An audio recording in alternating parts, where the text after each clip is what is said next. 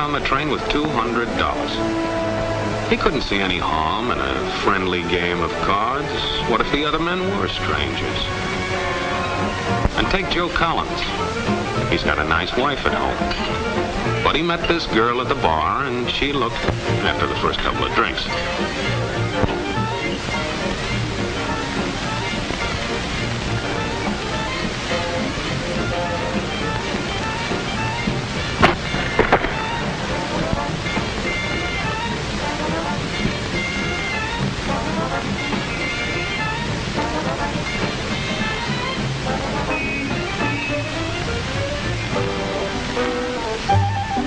There's a good old-fashioned word for people like us. We call them suckers. And there are other people. People who stay up nights figuring out how to take away what they've got. There are all kinds of games. Mike here, for instance. He's got everything in me. He's young, he's healthy, got a job. And he's got plenty of food. Big factories to make things a man can use. Big cities to do the business of a big company. And people. Lots of people.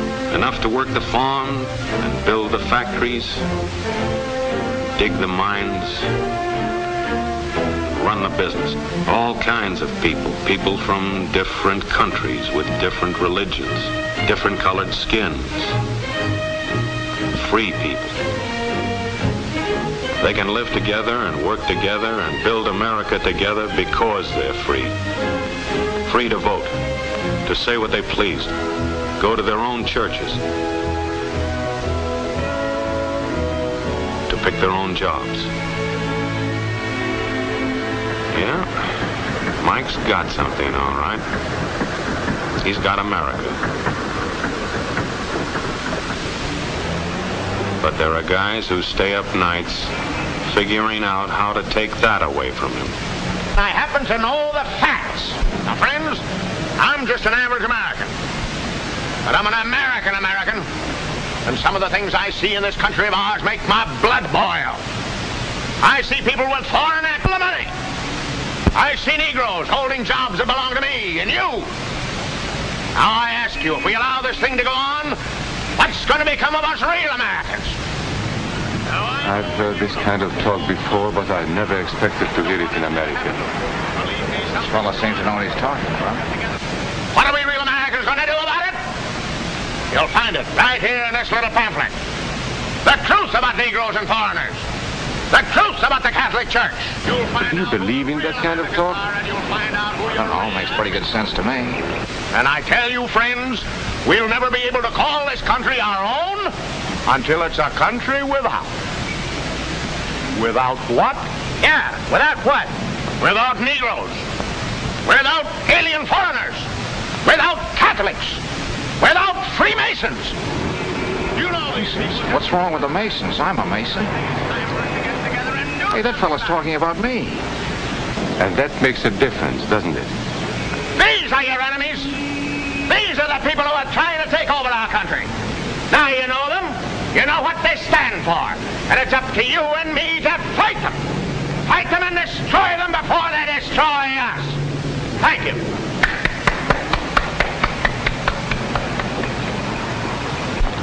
Before he said Masons, you were ready to agree with him. Well, yes, but he was talking about... What about those other people? But in this country, we have no other people. We are American people also. What about you? You aren't American, are you? I was born in Hungary, but now I am an American citizen. And I have seen what this kind of talk can do. I saw it in Berlin. What were you doing there? I was a professor at the university. I heard the same words we have heard today. But I was a fool then. I thought Nazis were crazy people, stupid fanatics. But unfortunately, it was not so. You see, they knew that they were not strong enough to conquer a unified country. So they split Germany into small groups. They used prejudice as a practical weapon to cripple the nation. Of course, that was not easy to do. They had to work hard to do it. You see, we human beings are not born with prejudices. Always they are made for us. Made by someone who wants something. Remember that when you hear this kind of talk. Somebody's going to get something out of it, and it isn't going to be you. This is not classroom theory. I saw it happen. I saw it first in Berlin in 1932. 5 young men that I knew were standing in the crowd listening to the Nazi speaker. Eric was a Catholic. Anton, a student of mine, was a Jew. Heinrich owned a small hardware store. Karl was a farmer. And Hans was an unemployed metal worker. To all Bavarian Germans, I say it is time you inherited the nation which rightfully belongs to you. To you alone belongs the glorious destiny of the greater Germany. The Nazi Party will provide land for the farmer, work for the worker, and profits for the small businessman. Who is getting these things now? The Jew. The Jew who has stolen our nation and our birthright. Who makes all the money and takes all our jobs. The Jew, he must be shunned. He must be ostracized. He must be eliminated. And the Catholics, we don't want our great nation run by a foreign church. We Germans will know what to do with these people when the time comes. They and their faith must be destroyed. Then there are the Freemasons. In Germany, we have no place for secret societies. There will be only one society, and that is the Nazi Party. There will be no secrecy about that in the new greater Germany. One by one, he attacked each minority and he split them off one from the other. These men were all fellow Germans when they came here today.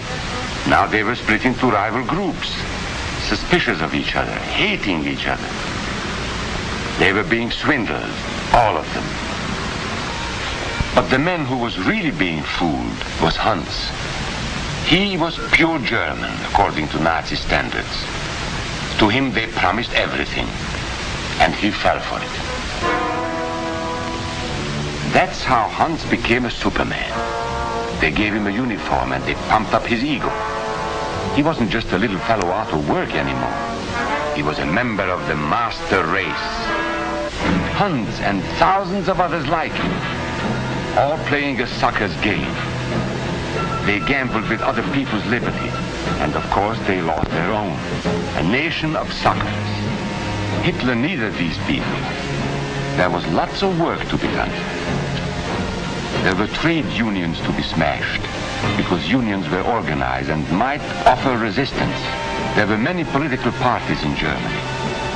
These the Nazis destroyed. They were determined to smash every organization where people might band together and resist them. There were Jews to be beaten and killed.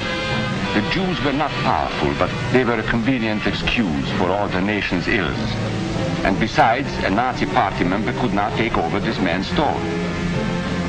Hundreds of Catholics were put in jail because the Catholic Church had strength and could resist the Nazi drive for power. They had split the nation into 100 pieces, and then one by one, they had destroyed the pieces. Over these broken pieces, the Nazis rode into power. One party, one nation, one religion.